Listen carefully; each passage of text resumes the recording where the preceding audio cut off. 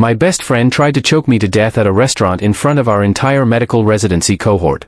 But what destroyed me wasn't the attack, it was watching my girlfriend of 3 years rush to comfort him while I was bleeding from a head wound. By the time I discovered the truth, I realized she'd been lying to me for 8 months. This is how I made them both pay. Before I go any further, drop a comment right now and tell me where are you watching from? I need to know I'm not alone in this. The day everything started falling apart began as the best day of my career. I was 27 years old, in my final year of surgical residency at one of the top teaching hospitals in the country. I'd spent 9 years working 80-hour weeks, surviving on coffee and adrenaline, dreaming about the moment I'd finally make it. That morning, the chief of surgery called me into his office. His office smelled like old books and antiseptic. He sat behind his massive oak desk, my file open in front of him, and he smiled. "Ethan," he said, "I'm offering you the cardiovascular surgery fellowship." There were 2 fellowship spots. Nationwide. 2. Out of thousands of surgical residents, they'd chosen me. I walked out of that office with the acceptance letter in my hand, feeling like I was floating. And I couldn't wait to tell the 2 people who mattered most. Devin had been my best friend for 9 years. We met the first day of medical school, both terrified, sitting in the same anatomy lab. We bonded over our shared dream of becoming surgeons. For 4 years, we were roommates. We shared everything. Pizza at 2 in the morning during exam crams. Complaints about attending physicians. That very specific fear that we weren't good enough.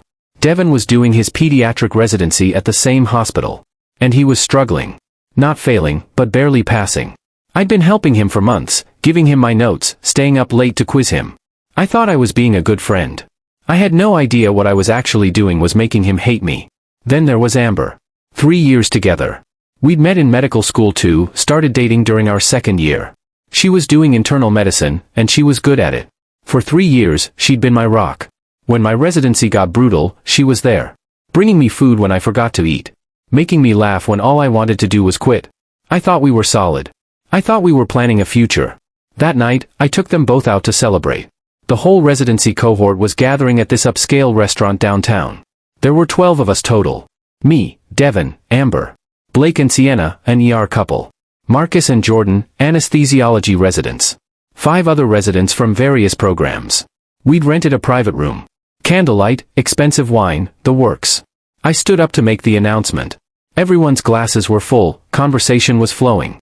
"I got the fellowship," I said. "Cardiovascular surgery." The room erupted. Blake stood up and hugged me. Sienna was clapping. Marcus pounded the table, grinning. Everyone except Devin. I watched his face across the table.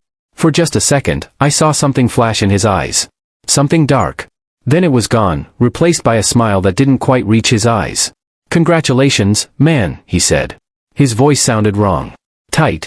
Devin started drinking. Heavily. By the time appetizers arrived, he was on his 5th whiskey and his words were starting to slur. And he was making comments. "Must be nice having natural talent," he said, laughing, but there was something bitter in it. "Some of us actually have to work for things." Blake frowned. "Come on, man. Ethan works harder than anyone." Devin took a long drink. "Yeah, but when you're the chief's favorite, doors just open, you know?" I felt something twist in my stomach. "Devin, you okay?" He turned to look at me. His eyes were glassy from the alcohol, but there was something else there. "I'm fine," he said. "Why does everyone keep asking if I'm fine?" Across the table, Amber wasn't eating. She was pushing food around her plate, her leg bouncing anxiously. I noticed she kept glancing at Devin when she thought I wasn't looking. I didn't understand what I was seeing. Not yet. The comments continued. Every few minutes, Devin would make another cutting remark. About my fellowship. About the chief playing favorites. The table got quieter. People were getting uncomfortable. I tried to change the subject. But Devin wouldn't let it go. And he kept drinking. Then Amber reached over and touched his arm. "Maybe we should get some air," she said softly. Something about that touch felt wrong. Too familiar. Too gentle. Devin shook her off. "I don't need air." I felt my patience starting to crack. 4 months. For 4 months, Devin had been making comments like this. I'd been brushing them off, making excuses for him. But I was getting tired of it. "Devin," I said quietly, "you're drunk. Let's talk about this tomorrow." He stood up. The chair scraped loudly. The whole table went silent. "No," he said, louder. "Let's talk about it now. I've been watching you coast on Charm for 9 years. I stood up too. I've helped you with every rotation. I've given you my notes, my study guides. Oh, here we go, Devon interrupted. Saint Ethan, always helping poor pathetic Devon. And I snapped. Maybe, I said, my voice cold, if you spent less time making excuses and more time actually improving your surgical skills, you'd have a fellowship too. The words hung in the air. I watched Devon's face change. The anger drained out of it. His expression went completely empty. That's when I knew I was in actual danger. Devon lunged across the table. It happened so fast. Wine glasses shattered. Plates crashed. And then his hands were around my throat. His fingers dug into my windpipe. I couldn't breathe. I tried to pull his hands away, but his grip was iron tight, his thumbs pressing into my trachea with surgical precision. The table erupted in chaos. People were screaming. Blake was pulling at Devon's arms. Marcus was trying to help. But Devon wouldn't let go. I had 8 seconds of consciousness left. I know this because they teach you in medical school exactly how long brain death takes without oxygen. My vision started darkening at the edges. I could see Amber across the table, her mouth open in a scream I couldn't hear. But she wasn't moving. She was just standing there, frozen. My last thought before I passed out wasn't, I'm dying. It was, why isn't Amber helping me? Then Blake and Marcus finally broke Devon's grip. Air rushed into my lungs and I gasped, coughing, my throat burning. I fell to my knees, heaving. And that's when Devon grabbed the steak knife from the table. I looked up just in time to see the blade flashing. He was coming at me again, and I barely got my arm up in time. The blade sliced across my wrist. The pain was sharp and immediate. Blood started pouring down my arm. I could see the wound, deep, but not deep enough to hit the radial artery. If it had been 1 inch to the left, I would have bled out in under 2 minutes. Devon raised the knife again. He was going for my throat. You took everything from me, he screamed. Marcus tackled him from the side. They both went down hard. The knife clattered across the floor. And Devon's head hit the corner of the table. The sound was sickening. A wet crack that meant skull fracture. Devon went limp. Blood started pooling under his head. Restaurant security burst through the door. Everything was chaos, broken glass, spilled wine. Blood everywhere. I was on my knees, holding my bleeding wrist, trying to process what had just happened. My best friend of 9 years had just tried to kill me. Twice. And then I saw something that hurt worse than the knife wound. Amber dropped to her knees beside Devon. Not me. Him. I watched her cradle his bleeding head in her lap. Watched her stroke his hair back from his face. Ethan, stay with me. Sienna was beside me, wrapping my wrist with napkins. You're going into shock. But I couldn't stop watching Amber. She hadn't looked at me once. Her whole focus was on Devon. She hasn't looked at me once, I said to Sienna. Sienna glanced over at Amber, then back at me. I know, she said quietly. The paramedics arrived. They loaded Devon onto a stretcher, started in 4. And Amber climbed into the ambulance with him. She didn't ask if I needed help. She just got in the ambulance with the man who tried to kill me and disappeared. That's when I knew. I didn't have proof yet. But I knew that whatever was between them, it was worse than I could imagine. The second ambulance arrived for me. Blake insisted on riding with me. In the ambulance, I stared at the ceiling, the events replaying. Devon's hands around my throat. The knife. Amber's face, not looking at me, not once. At the hospital, they took me straight to the ER. The attending physician stitched my wrist. You're lucky, he said. Another inch and you would have severed the radial artery. 18 staples to close the wound. Then they checked my throat. Severe bruising. They wanted to do a CT scan. 5 hours. I spent 5 hours in that ER. Blake stayed the whole time. My phone stayed silent. 17 times. I checked my phone 17 times in that first hour, hoping for a message from Amber. Nothing. Blake sat in the chair next to my bed. Finally, he spoke. I need to tell you something, he said. And you're not going to like it. I looked at him. Jordan told me something tonight, he continued. She and Sienna have known for weeks that Devon kissed Amber. They thought she told you. The room went very quiet. What? I said. They walked in on a conversation, Blake said. I don't know the details. I just know that our friends knew Devon had kissed your girlfriend, and they didn't tell you. I stared at the ceiling. Everything hurt. Where is she now? I asked. Blake hesitated. Still with Devon. He's in the trauma bay. Orbital fracture, severe concussion. And she's still with him. Yes. I started laughing. A hollow, bitter sound. They discharged me at 3 in the morning. I went home to my empty apartment and sat in the dark. I'm a surgeon. I'm trained to diagnose problems methodically. Look at symptoms, gather data, form hypothesis, test it. And I had a lot of symptoms here. I needed data. I spent the next 5 days gathering it. And I didn't contact Amber once. Day 1, I sent her a text. We need to talk. Please. No response. Day 2, another text. I know you're seeing my messages. I deserve an explanation. Still nothing. Day 2 was when I remembered we shared a medical expense tracking app. I logged in and started going through the transaction history. Coffee shops near Devon's apartment. 11 charges over 4 months. Amber always said she was going to the library. Restaurants I'd never heard of. 8 charges in 3 months. Our shared credit card. 1 charge for $47 at an Italian restaurant near Devon's place. Amber had told me she was working late that night. I printed everything. Day 3, I called a tech friend. Asked him about recovering deleted photos from cloud storage. He talked me through it. Deleted photos stay in a recently deleted folder for 30 days. 12 photos. Casual selfies. Amber and Devon at coffee shops. At a park. In what looked like his apartment. Nothing inappropriate. Just sitting together, smiling, comfortable. But the timestamps. They matched days when she'd told me she was busy with work. Days when she'd said she needed alone time. She'd been lying for months. Day 4, I remembered something else. As chief resident, I had administrative access to the hospital's badge swipe system. I pulled up the records. Conference room 4B. 15 different occasions over 6 months. Late at night. After 11 p.m. Amber's badge and Devon's badge, swiping in within minutes of each other. Conference room 4B was in the old wing. Nobody used it. It was out of the way. Perfect place to meet someone you didn't want anyone to see. By day 5, I had a 47-page document. Timeline, locations, financial records, photos, badge swipes. Everything organized chronologically. I still hadn't heard from her. Then, on day 5, my phone rang. Not Amber. Her older sister, Claire. Claire was an ICU nurse. Practical and direct. She'd always liked me. Ethan, she said gently. Amber wants to see you. She's ready to explain everything. Can you come to my apartment? Why isn't she calling me herself? Pause. She's not in good shape. She hasn't eaten or slept since that night.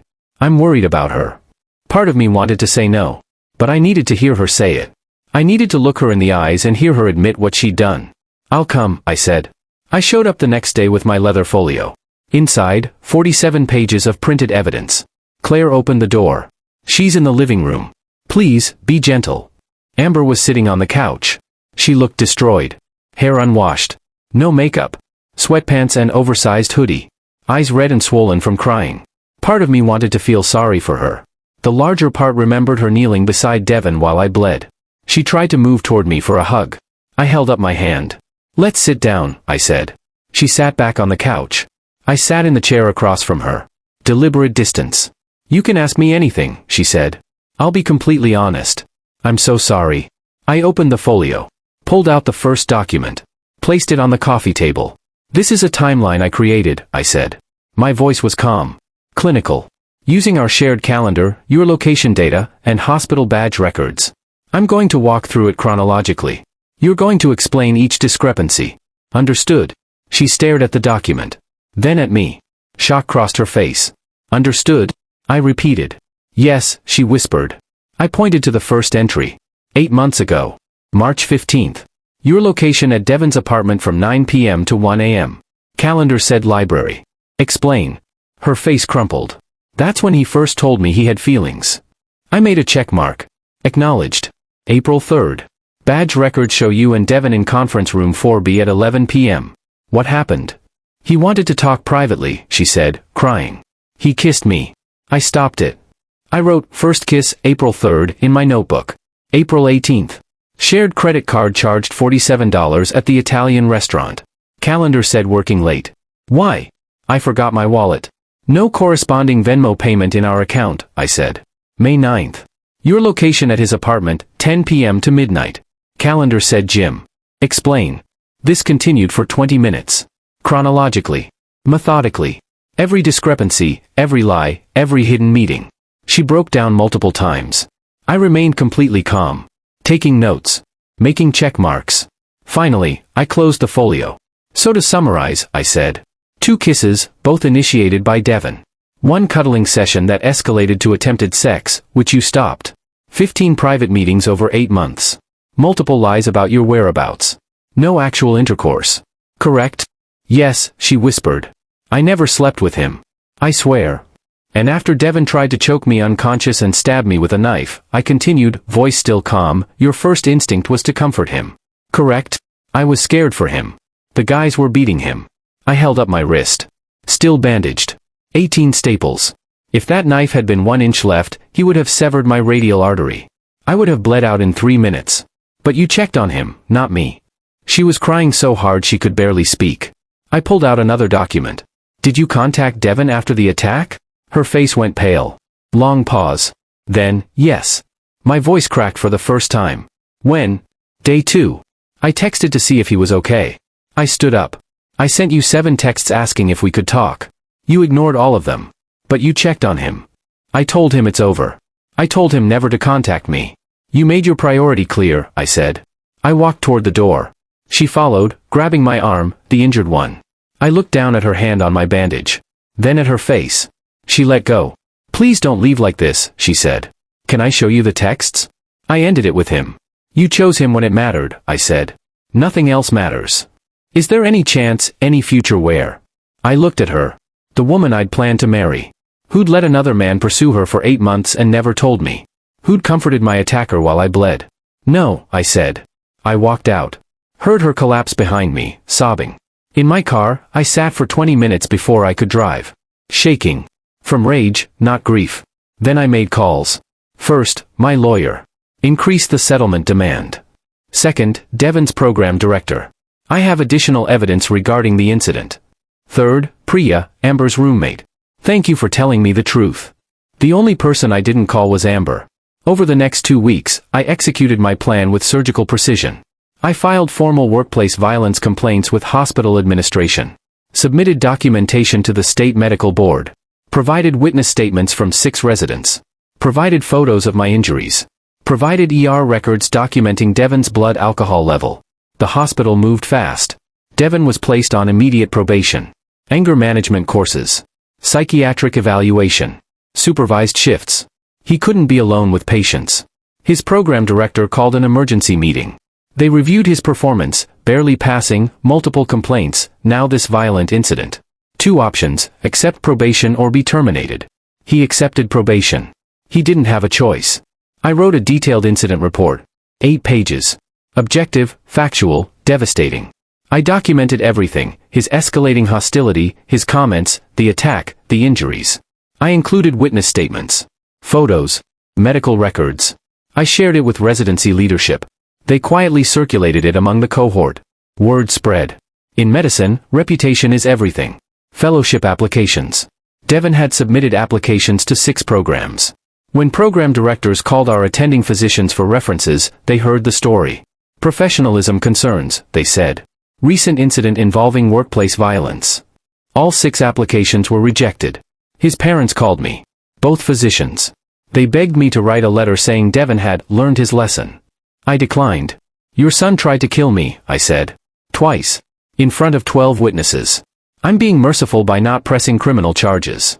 They increased their settlement offer. 15,000. 20,000. 25,000. I accepted 25,000. Making them pay it. Making Devon's parents write that check and know exactly what their son had cost them. The research paper we'd been working on. I withdrew my contribution. Without my data, it couldn't be published. The medical conference where he was scheduled to present. I mentioned to the organizing committee there had been professionalism concerns. His presentation slot was quietly given to someone else. As chief resident, I had input on call schedules. I recused myself from directly assigning Devon's shifts. But Blake, who I handed the responsibility to, knew what had happened. Devon got the worst shifts. I didn't yell. Didn't trash talk. Didn't have to. I just let the institutional machinery do its work. For weeks after the attack, Devon requested transfer to a different program.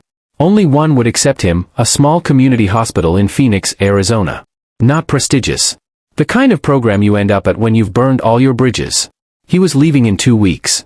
He sent me an email. I'm transferring to Arizona. Starting fresh. I just want you to know I'm sorry. I read it once. Archived it without responding. He wanted acknowledgement. Forgiveness. Closure. I gave him silence. The cohort dynamics shifted. Blake, Sienna, and Marcus became closer to me. Regular dinners, just us. Jordan, who'd known about the kiss and kept it secret, got quietly excluded. We just stopped inviting her. She got the message. Amber switched to night shift. Deliberate choice. So she wouldn't see me in hospital hallways. I heard she'd taken leave of absence. Mental health reasons. Her sister told me she was barely functioning, moved back with parents, therapy twice a week. Part of me felt bad. The larger part remembered her crying over Devon's bleeding form while I clutched my slashed wrist. 9 weeks after the attack, I was in the hospital cafeteria between surgeries. Grabbed coffee and turned around. Nearly collided with Amber. First time I'd seen her in over 2 months. "Ethan," she said. "Hi, Amber."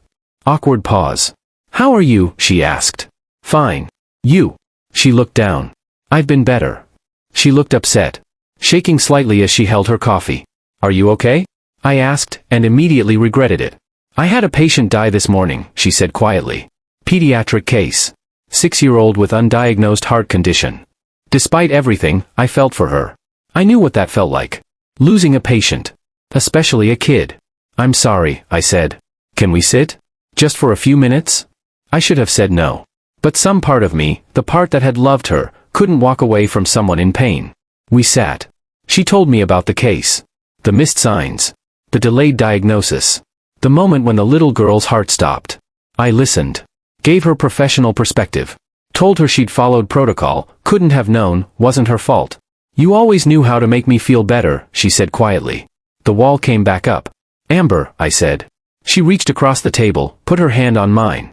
"Thank you for sitting with me. Even after everything." I looked at her hand on mine.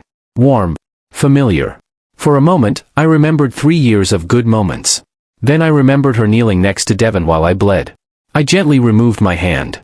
"I need to get back to the OR." "Wait," she said. "Can I ask you something?" "What?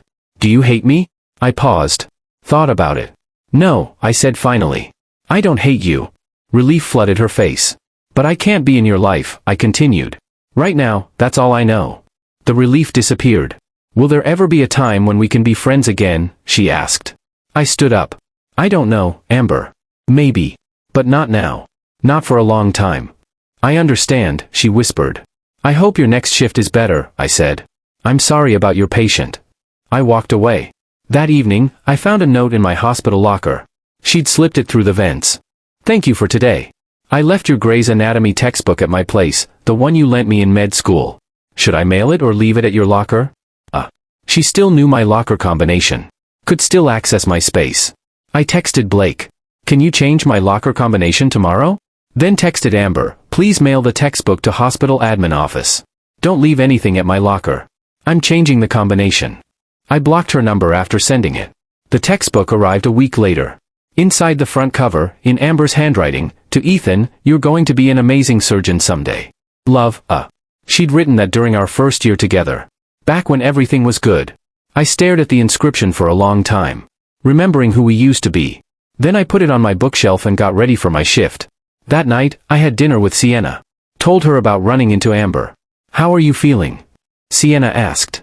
"Weird," I said. I felt sorry for her. "That's called being human," Sienna said. "It doesn't mean you should get back together." "I know. I just don't want to be the kind of person who stops caring about someone just because they hurt me." "You can care about her well-being from a distance," Sienna said. "That's what boundaries are for." I started seeing the hospital psychiatrist. Twice a week at first, then once. Talking through the betrayal. The attack. The complicated grief of losing both my best friend and my girlfriend in the same night. It helped. 6 months after the attack, I was at a major medical conference presenting the research I'd salvaged. The presentation went perfectly. Packed room. Engaged questions. Afterward, a colleague approached. "Brilliant work," he said. "I heard you initially worked on this with someone else?" "I did," I said. "But sometimes you have to cut out what's not working to save the whole project." He smiled. Wise words for research and for life. That night, I checked the hospital directory. Saw Amber's status, leave of absence. I felt nothing. No satisfaction. No guilt. Just nothing. I closed the app and went to the bar where my friends were waiting. Zoe was there. We'd been seeing each other casually for a month. Another surgical resident, orthopedics, different hospital. Easy. Uncomplicated. Someone at the bar asked about my relationship status. "Single," I said. "Recently out of something serious. Taking my time." "Smart," they said. "Too many people rush into the next thing without healing." I'm learning that healing isn't linear, I said. Some days are harder than others. But I'm getting there. That night, I went home. Looked at the Grey's Anatomy textbook on my shelf. Ran my finger over Amber's inscription. For the first time, I could read it without feeling gutted. Maybe someday I'd remember just the good parts. But I wasn't there yet. And that was okay. I put the textbook in my desk drawer. Not thrown away. Just put away. My phone buzzed. Text from Blake about happy hour Friday. Text from Zoe asking if my presentation went well. Text from my fellowship director praising my work. No messages from Amber. No messages from Devon. I'd blocked them months ago. My life was full. Good. Moving forward. I didn't need to forgive them to be happy. I just needed to keep choosing my own peace. I got into bed. Tomorrow was a big surgery. Complex cardiac case. The kind I'd dreamed about since medical school. My last thought before falling asleep wasn't about Amber or Devon. It was about the surgery. About the patient counting on me. About the career I was building. I fell asleep and dreamed about a successful operation. Not about betrayal. I woke up the next morning and realized I hadn't thought about them in 3 days. Progress. I'm not going to lie and say I'm completely over it. Some days are still hard. Some days I see couples in the hospital and remember what I lost. Some days I wonder what would have happened if things had been different. But those days are getting fewer. The gaps between them are getting longer. I'm building a life where they're footnotes, not chapters. Where what they did to me is part of my story, but not the whole story. My fellowship is going well. My career is thriving. I have good friends who stood by me. I'm learning to trust again, slowly, carefully. And honestly? That's the best revenge I could have asked for. Living well. Moving forward. Choosing peace over pain. They tried to destroy me. Both of them, in different ways. But I'm still here. Still standing. Still building the life I want. And they're not part of it anymore. If this story hit home for you, drop a like and subscribe. Comment below and tell me what you would have done in my situation. Would you have pressed charges? Would you have given her a second chance? I've got more stories about betrayal, revenge, and coming out stronger on the other side. Next time, I'll tell you about what happened when Devon tried to contact me a year later. You won't believe what he asked for. Thanks for watching. And remember, when people show you who they really are, believe them.